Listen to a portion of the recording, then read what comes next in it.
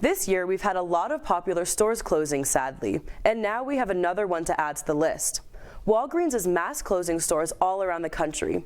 NewsTeam's Emma Stanfill checked in with Boulder locations. For pharmacy technician Juliana Munch, fulfilling prescriptions at Walgreens is not a burden. It's a routine that she looks forward to every week. And through this routine, she's found fulfillment. People come here and sometimes they're really stressed out about getting their medication on time, and it's kind of nice to be able to ease that burden and tell them that I can get it to them in just a few minutes and make them feel better about that.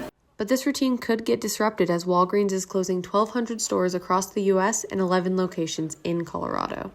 I think that it's really sad. I think that a lot of people depend on Walgreens just because it's kind of like your neighborhood store.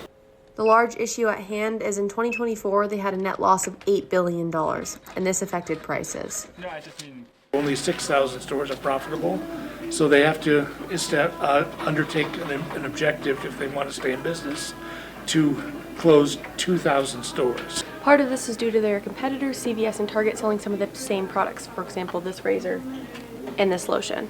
But this razor at Target is $1 cheaper, and this lotion, $2 cheaper, contributing to the overall loss of customers. While the company is in financial turmoil and Colorado Springs stores closed this week, Boulder stores remain open for now, taking things week by week. The goal, very simple. Deliver a good result for people and customers. And Juliana is doing just that, because it's always been about the people for her. If Boulder Walgreens locations can prove to be profitable, they're here to stay. I'm Emma Stanfill with NewsTeam Boulder.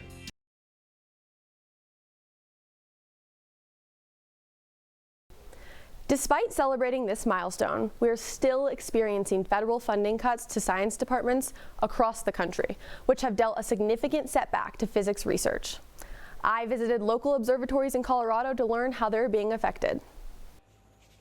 Hannah Ferrero didn't fall in love with astrophysics in a classroom. I was sleeping in my backyard under the stars with no tent and found myself writing this entire notebook about space facts. And by the end of the summer, I had this giant notebook, and I thought maybe this is something I should pursue because it didn't feel like work at all. But for Hannah, along with many aspiring astrophysicists across the country, the dream is becoming a much more difficult climb. It feels like a slap in the face from the government.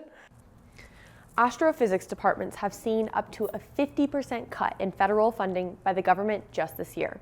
And while this observatory is funded by university dollars, the trickle-down effect can have serious consequences for these spaces. The trickle-down effects are going to be that we're not preparing our students to do science if we're cutting federal funding for doing research and that sort of things. Both Chamberlain Observatory and Summers-Bosch Observatory prepare students with crucial skills like telescope operation certifications. We have about 1,000 undergraduate students who get to use these telescopes. But keeping equipment operational comes with a price tag. Those funds also come from overhead, which is on the chopping block. But even with the chopping block looming, Hannah stays hopeful, honoring the curious kid she once was that looked up in the night sky and let it shape her future.